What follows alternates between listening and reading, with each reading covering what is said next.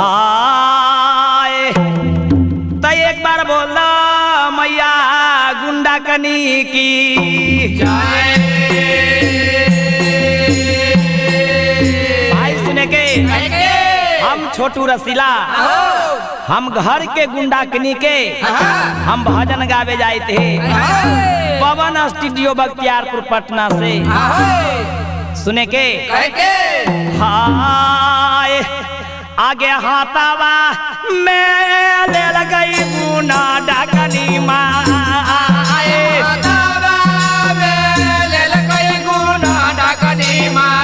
आगे लोटा तो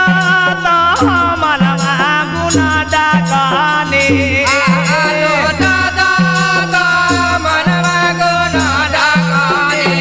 आगे तो हाथावा पियरिया रंग ले लाल सारे हो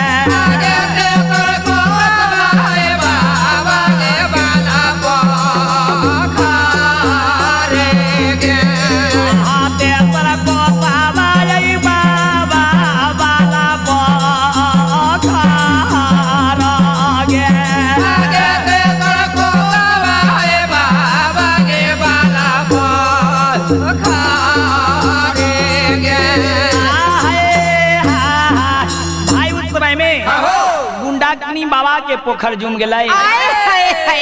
जुम का गुंडा कनी माई की करैया आगे माथा माई से लगल गुना डाकाने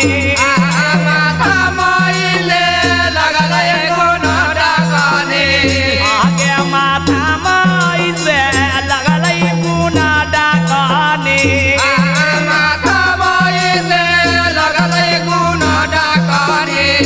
आगे बाबा के पोखरिया गुना डाकाने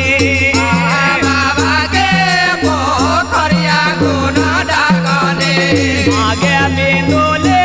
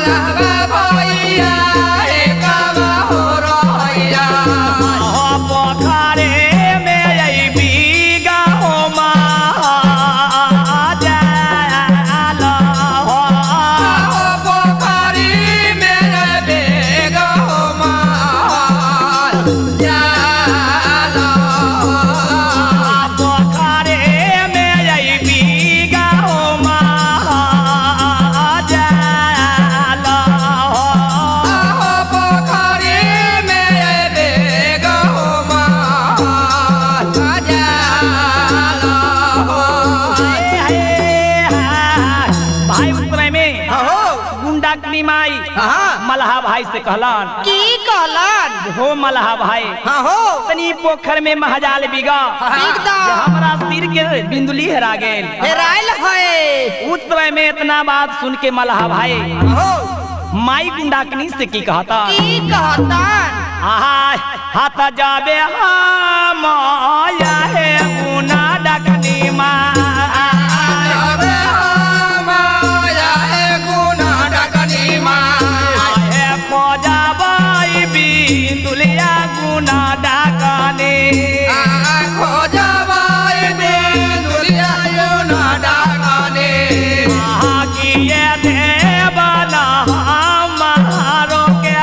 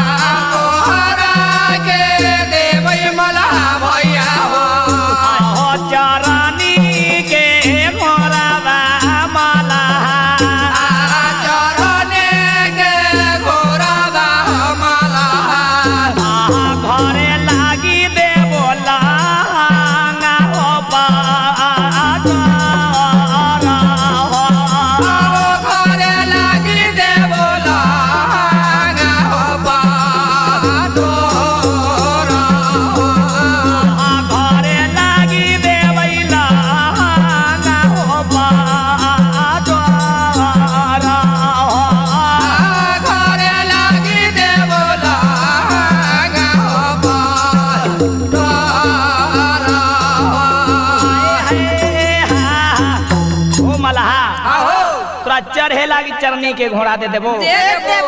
घरे ला लहंगा पटोर दे देबो। अब इतना बात सुन के मल्हा भाई गुंडाकनी से की कहिया जे हम चरनी के घोड़ा मर हेरा जतै लहंगा पटोर फट चिट जतै आगे हमें जाबा ले भाई गुना डाकानी हमें जाबा ले भाई गुना डाकानी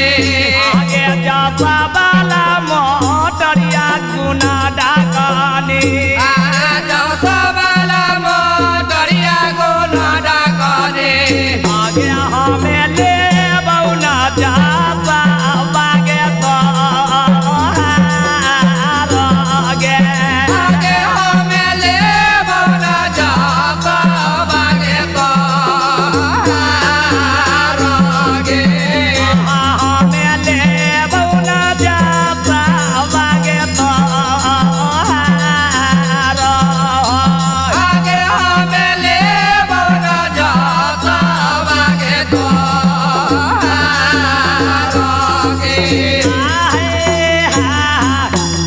ए गुंडाकनी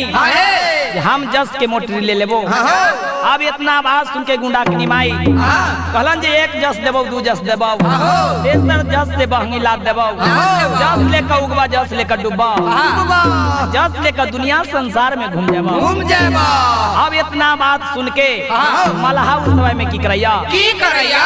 हाथ एक जाल भी गई भैया मल्हा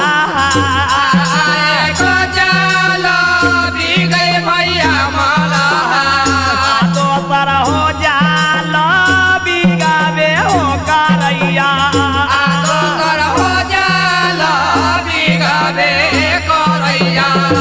हो तेसर जालवा में निकलल होबे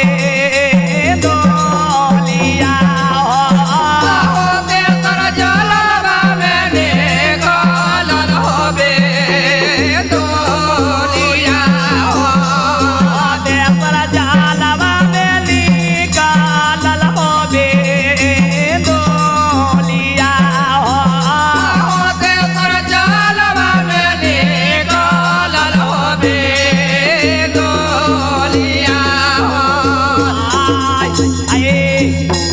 भाई उस समय में तेसर जाल में बिंदुली निकल जाइया। बिंदुली देख कर गुंडाकनी माई खुश भे गेलन। उस समय में माई गुंडाकनी से और की कहैया आगे बैसा तोरा थकलो गुना डाकनी पैसा तोरा थकलो गुना डाकनी आगे बैसा तोरा थकलो गुना डाकनी माँ पैसा तोरा थकलो गुना डाकनी पाकल गे तीरा के सिया गुना डाकनी माँ पाकल है तेरा कैसिया गुना डाकनी झरा झरा गिरा बाती सोम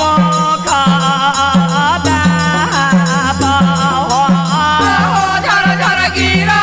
बाते सोहे मोखा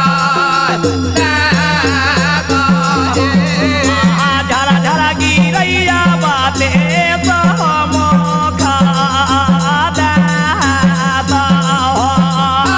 झर झर गिरा बाते सोहे मोखा गावली भाजलिया गुना डकनी माँ बोली भजलिया गुना डाकनी माँ